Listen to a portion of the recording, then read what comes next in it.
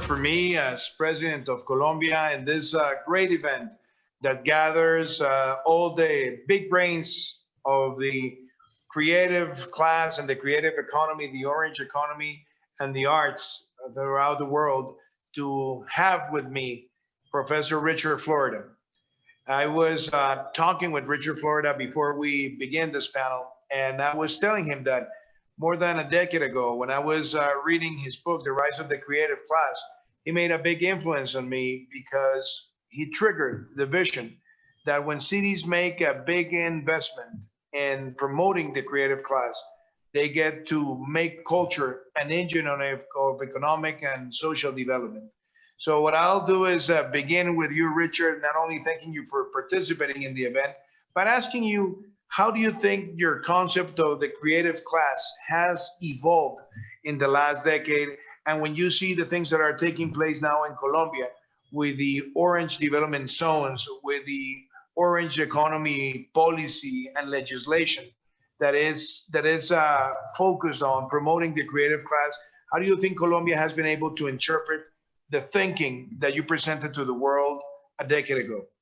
Well, thank you, Mr. President. And I think, if I'm correct, many years ago, before you were president, you and a colleague who were working on this orange economy emailed me. And I was so intrigued by what you were doing. I didn't know much about Latin America. I didn't know much about Colombia, that I responded right away.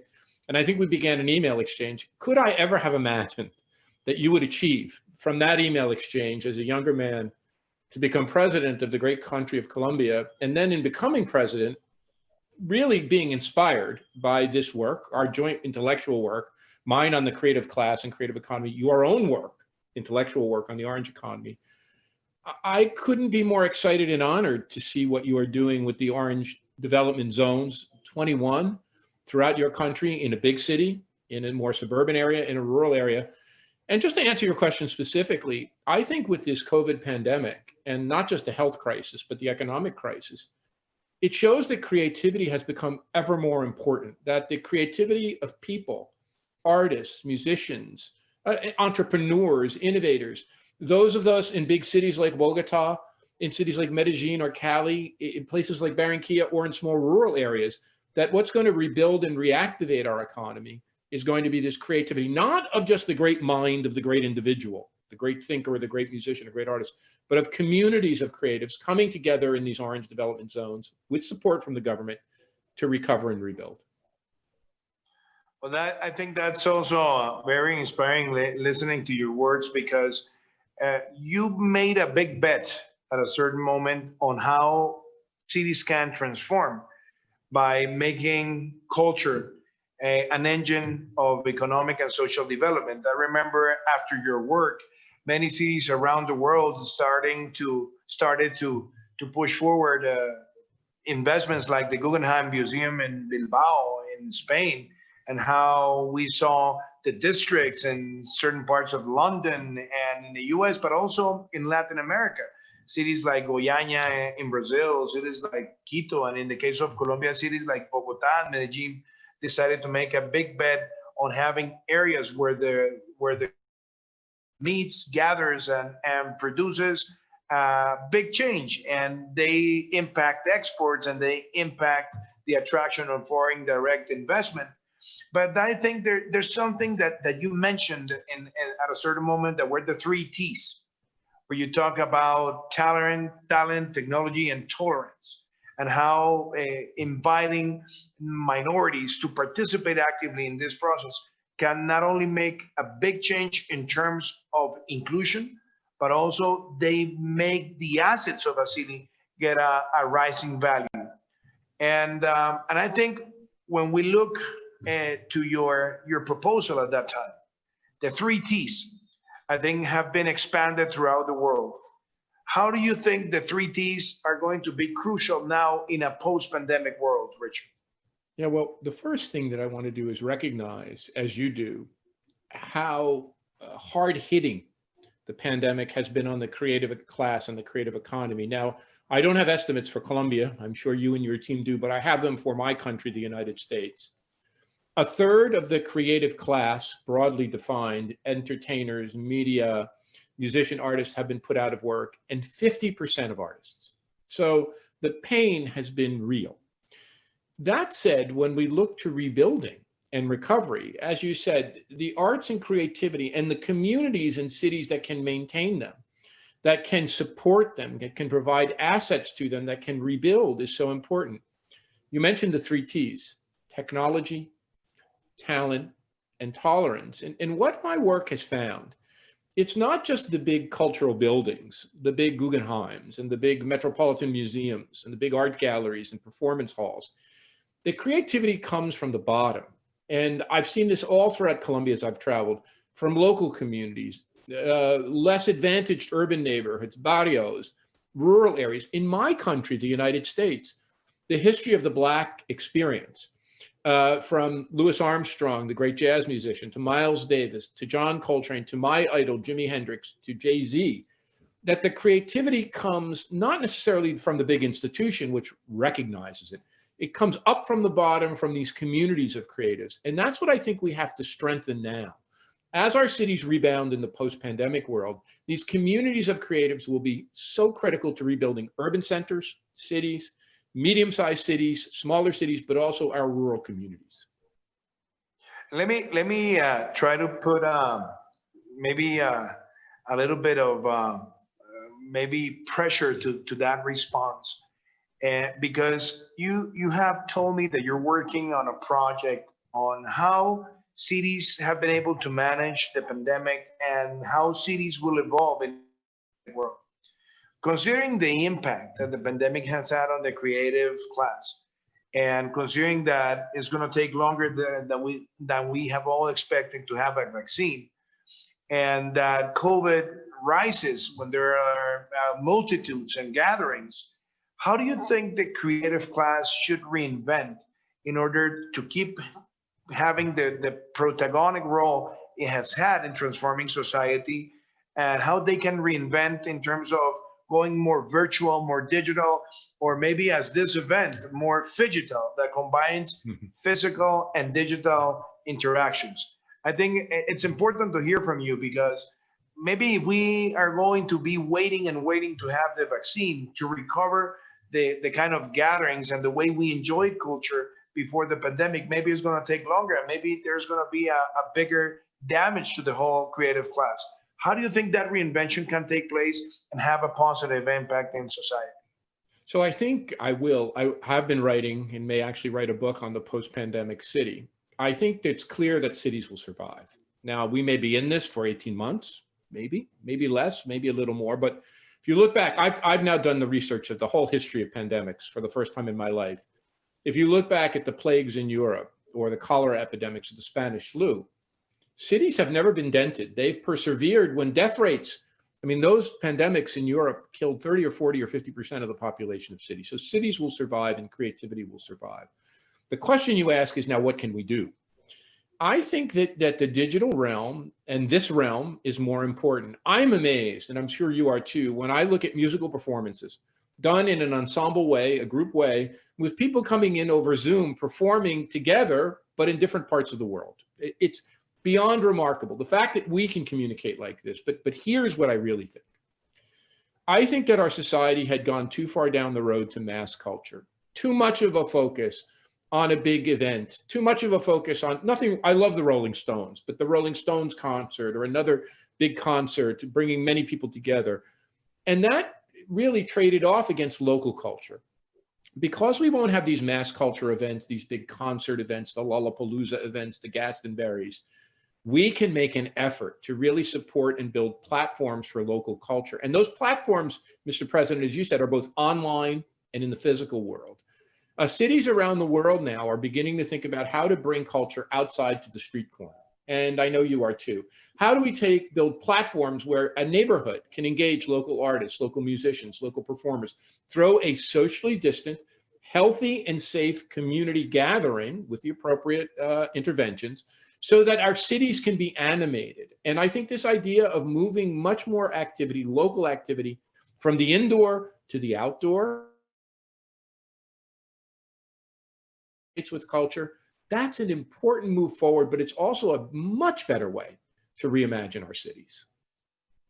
I think that's a great response, Richard, and definitely, I think we're going to apply some of those concepts here in Colombia. But let me pass to another topic that you have been researching for a long time, and it's how the three T's connect with the concept of having a more egalitarian society. Because the way cities evolve and the way they are planned, and it happens in Latin America, it tends to gather people based on their income. Their incomes are concentrated in a certain part of a city, people with lower income in another part of the city. But you might have great talent where you have low income, and you might have technology when you have where you have low income communities. But how do we bridge the divide so that the opportunities are given to the talent that is identified where you have the lowest income parts of society? Because what happens in many cities, in particular in Latin America, where you have the largest concentration of people with higher income, they generate an ecosystem so that they identify the talent, they finance the talent, people go to great universities, and then they get the opportunities. But then you have a creative class that may have even better talent with people with higher income, but it's not easy to identify, it's not easy to promote, and it's necessary in order to build a stronger creative class. Do you have any comments on how cities in Latin America can do much better in terms of bridging that divide? So I grew up relatively economically disadvantaged. My father only had a seventh grade education. My grandparents migrated from southern Italy with no education. My dad worked in a factory, an eyeglass factory. I was motivated to become a musician. And just as you said, growing up in Newark, New Jersey, in a ghetto, Italian ghetto, the son of a factory worker, the smartest people, the most creative people I ever met were in Newark. I got a scholarship to college and made a different life. No people I met at MIT or at Harvard or at a great institution had even the same brain. The kids I grew up with were smarter. They were more creative. If you look at the creativity that comes from our African-American community in the United States, but they don't have the channel. I wrote a book several years ago called The Great Reset. I think that's what we're now going through, that the pandemic is forcing us to reset our communities, our cities, our towns, our societies. We were going off on a bad path where we were becoming more entrepreneurial and more innovative, but growing horribly unequal. Our most advanced cities in the world, New York, San Francisco, Paris, London, are the most unequal. So now we have to do a reset where we say that we want to grow again, we want to be vibrant again, we want to innovate again, but we have to put inclusivity, economic and racial justice, and resiliency at the center. And certainly in my country, the wave of protest, they call Black Lives Matter, but this wave of protest for racial and economic equity, which has been all people, white, Black, Latin, all economic groups, all age groups coming together, I think this is an important signal that we have to build back better, and we have to build back in a way that, as you said, harnesses the creativity, not just of the university professor or great software engineer or biotechnology thinker, but harnesses this creativity that lies deep within every person, but not just in a person. What's so important that what we're talking about, it's not that creativity is a person. It lies in the community, in the fabric of an urban community, of a disadvantaged urban neighborhood, of a rural area. And we have to, as your orange development zones are doing, tap into that community creativity and invest in it and harness it so the entire community can move up. Listening to you and thinking on the Great Reset, and I remember that I got the book in paperback and I highlighted with many colors. And in the Great Reset, you made a very important comment. You rethink the way we behave, the way we consume, the way we are using intensively energy sources and many other things. And I'm working now with my team in Colombia in a concept that is the biodiverse city, how cities can contribute to protect the environment, and thinking on the way to build the concept. Obviously, the orange from the creative class and the green from the consciousness of being able to build more sustainable societies make a click. And maybe the question that I will ask you is thinking on the Great Reset, and I'm particularly thrilled that now the World Economic Forum is using that sentence for the way we think in a post-pandemic world. The concept of and the way we consume energy, clean transportation, waste to energy systems, and the connection of the creative class with cities that have that kind of offer. How do you think those concepts can be united? The concept of the sustainable city and the concept of the creative city, especially in your proposal of the Great Reset, thinking in a post-pandemic world. So, as I said in that book, written in the wake of the great economic and financial crash, these are generational events. These are 30-year events. So we're in the middle of it. That we didn't reset after the Spanish flu. It took a Great Depression, it took a world war to reset our economies and to build an economy where working people like my dad could become middle class. So we're in the middle of this reset. And you said something very powerful. It's not just about creativity. It's about biodiversity. It's about energy. And the word I would use that ties them all together is waste. It's a simple word for folks listening in or watching, but it's powerful. In the industrial age, we wasted energy. We wasted human capability.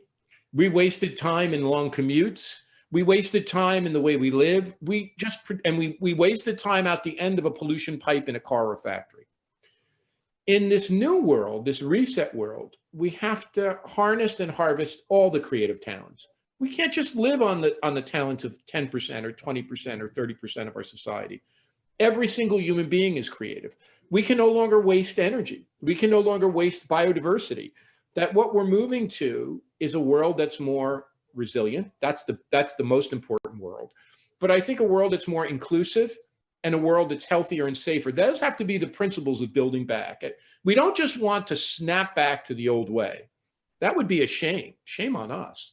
We want to build something new out of this trauma, the economic crisis and the COVID tragedy, one in which more people can participate and move up, that's more inclusive, one which our cities and communities are healthier and safer, and we're not as vulnerable, because this isn't the first one of these things we've encountered. You know, there may be more. So we have to build back healthier and safer.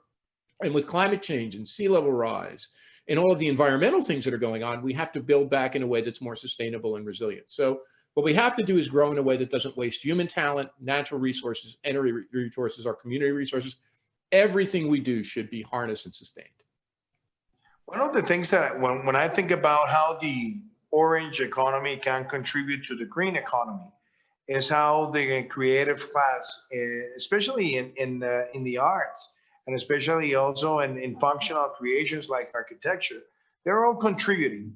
And I actually wrote a piece, an article some years ago when I said orange is the new green, and how the creative class can make a bigger contribution to have a bigger sense of sustainability, thinking on the ethics of the 21st century, where kids grow up and knowing that we have to reduce, reuse, recycle, and how do we can consume better. A big call on the creative class to contribute to the Great Reset, thinking on a more sustainable city, Richard. Well, I think you're right, Mr. President, that orange is, I mean, it's a very powerful framework saying the orange is the new green. And I'm very environmentally aware, but for most people, for most human beings, climate change and sea level rise and natural disaster are far away. They know it, they don't want it, but it's not tangible. Using your human creativity to build something, to make a better life for yourself, to find your meaning, to see your child, your young children's creativity flourish, boy or girl. This is so tangible. So in many ways, harnessing this creativity, not just for economic growth, but for a better life. You know, every human being now should have the ability to use their passions and their creativity. You mentioned the late Sir Ken Robinson, who always said this. The key to human existence is not just to educate and pour knowledge into a human being's head, but to allow them to discover their true creative passion and then harness that to our economy. And I think that's what you're getting at. And one last thing I would add to that, which is so inspired by your own efforts.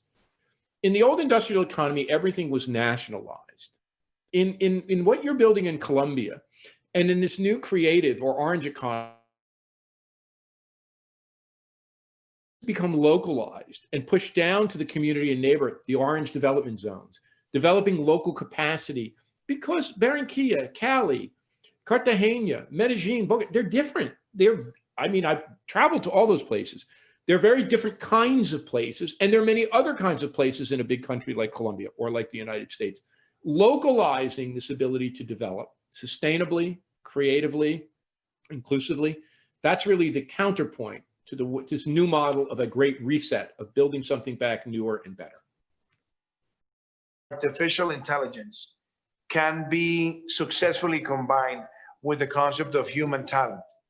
Because what I think is very important is that you could have all the artificial intelligence you want, but you'll never get artificial talent or artificial creativity.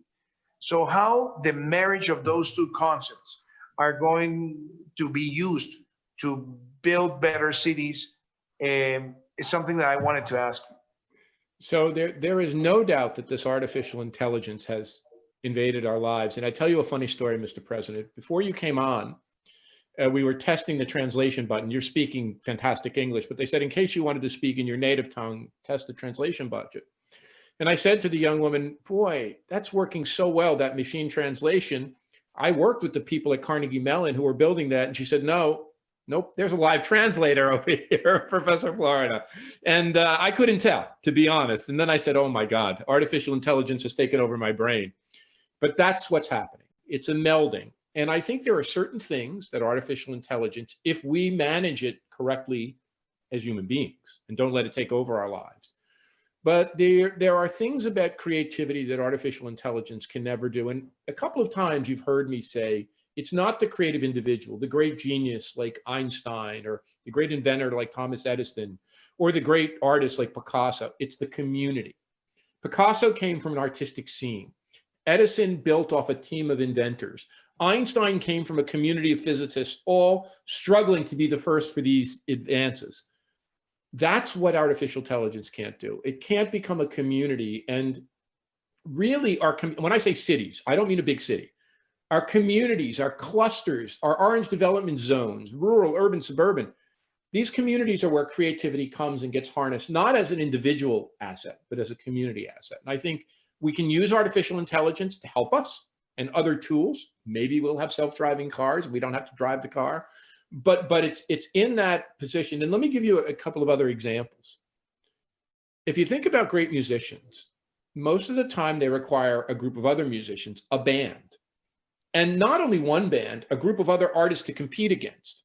If you think about great scientists, they work in a laboratory or group. If you look at scientific papers today, there are many, many names on them. So these communities of creativity, some of them a network of people, but some of them embedded in a physical place. And that's why my fourth T is territory, talent, technology, tolerance, and territory or place.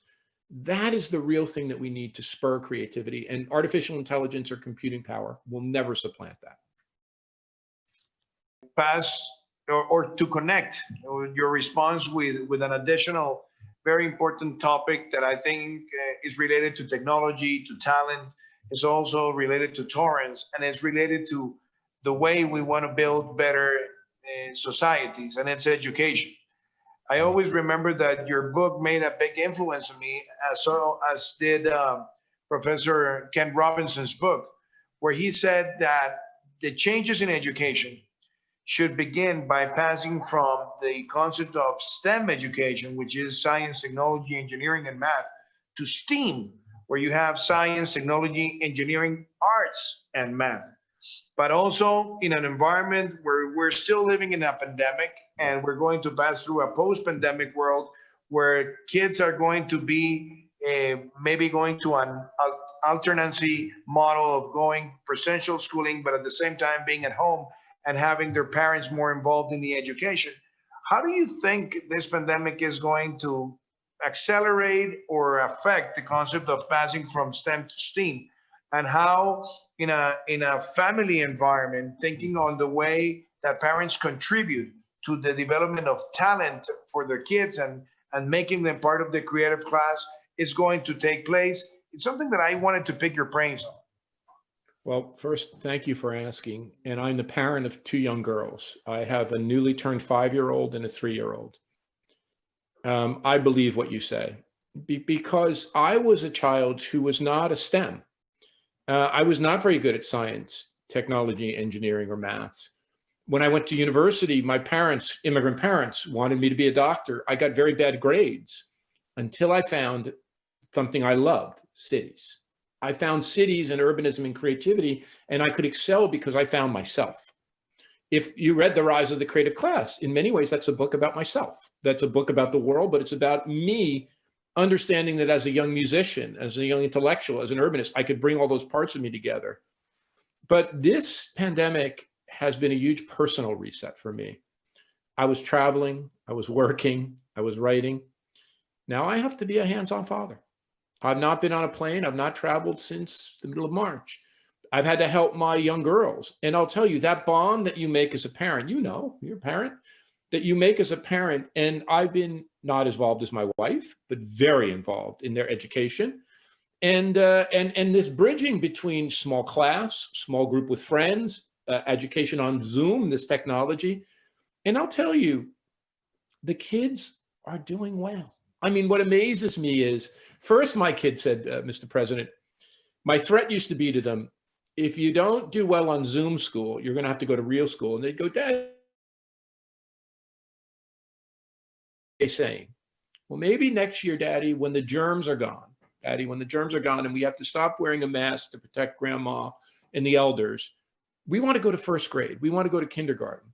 So I also think it's making children much more aware of what they're missing, that there is something in this collective learning experience. But to answer it, I think education can't be about pouring knowledge in the child's head.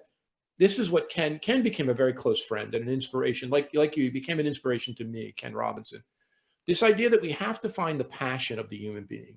We have to find their creative spirit. I think that's the key. And it's not all this information we pour. It's really unleashing that creative spirit, whatever that is. That's the key to moving our education systems forward. And Richard, let me ask you the last question. And again, thanking you for participating with us in this very important event where we have brains and talents from all around the world thinking on the creative class, on the creative society, on the creative economy. You remember that 7 years ago or 8 years ago, I wrote you and I said, Professor Florida, we're working on a book that is called The Orange Economy, and we want to develop a policy framework based on the 7 I's, where we had information, institutions, infrastructure, the industry, integration, inclusion, and inspiration. And I remember that I sent you some of the things we wrote at that time. And today, 7 years later, we have not only the Orange Bill in Colombia that was approved by Congress, but that we have now the Orange Council, we have the Orange Development Zones, we have the Orange Economy Corporation. We're putting funds, we're creating incentives for people to invest in creative industries in Colombia. And we are increasing our exports, our employment levels, and the connectivity levels for the Orange Economy in Colombia. And I should say, I was inspired by you at the time when we wrote with Felipe Huitrago with the book. But now you're looking at things from abroad. You have the worldwide perspective. What would be your assessment on how Colombia is doing, putting this framework in place? And what advice can you give us so that we make the orange economy excel and become a starting role in terms of economic impact for the future of our country? Well, I'm so inspired by what you do. And in a way, I'm different than a typical professor because I'm always trying to learn by what is the cutting edge or leading edge on the ground in reality. And, you know, this is the truth. And I study country after country, city after city. No country that I know is doing what you are doing in Colombia to support what is the cutting edge. This is without doubt. The cutting edge of the advanced economies is innovation, knowledge, science, technology, creativity. It's the orange economy.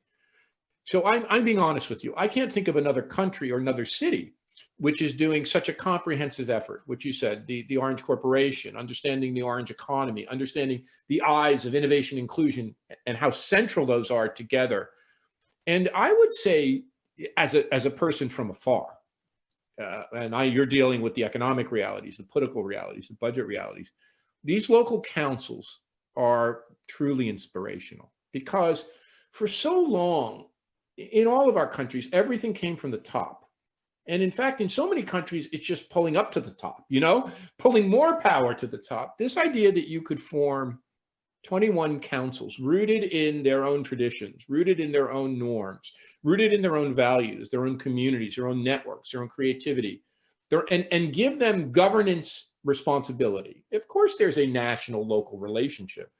I think that's what really strikes me, the ability to operationalize the councils. I'll give you another example. I'm from the state of New Jersey in the United States, big state. Very good governor there, Governor Murphy. And it's composed of cities that have been struggling, Newark, Patterson, Camden, Trenton, we can go on, that have all seen loss of activity to New York City. And he asked me what to do. And I said, you can take a playbook from Colombia. Each one of those cities needs a council, an innovation council. Let's call it an urban innovation council in English. Each one of them needs their own council so that they can govern themselves and build themselves back up. They don't need you, the governor of New Jersey, telling them what to do. They all have capability. Look at what's happening in Colombia, where there's 21 such councils. Maybe New Jersey needs 6. I'm not, it's a smaller place than Colombia.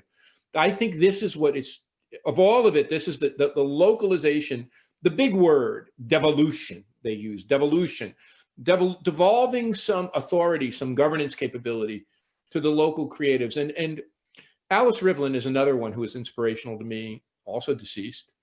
She was at the Brookings Institution for many, many years, served many, many presidents in the United States. And she wrote a book in which she talked about when it comes to innovation, when it comes to creativity, when it comes to productivity, those are the things that you really need to localize. Of course, health and safety, security, military intervention, many of those things need to be national. But this localization around creativity, innovation, and particularly your operational vehicle in the councils, that all of it's great, but that seems spectacular to me. And really, I want to be honest with you, this is inspiring to me because it's not just thinking, it's actually looking at the evolution of these, not concepts, but practicalities, how they're being implemented, how they're moving the needle. That's what gives me inspiration. Well, thank you so much, Professor Florida. And I should say something. I remember when you created at the Martin Prosperity Institute, the World Creativity Index, and I saw the rankings, and I always said, well, I want to be in the Make Colombia part of the top of that ranking. And I really look forward for you to visit us again. We have been very inspired by this great conversation. Send my best regards to Rana, to the family, and we really look forward that pretty soon you'll be visiting Colombia, and we'll take you to all the orange development zones, and it will be something very important for us to have you in a session of the Orange Economy Council. So all the best to you, and thank you so much, Professor Florida. It has been a great honor. I will see you soon. Thank you, President.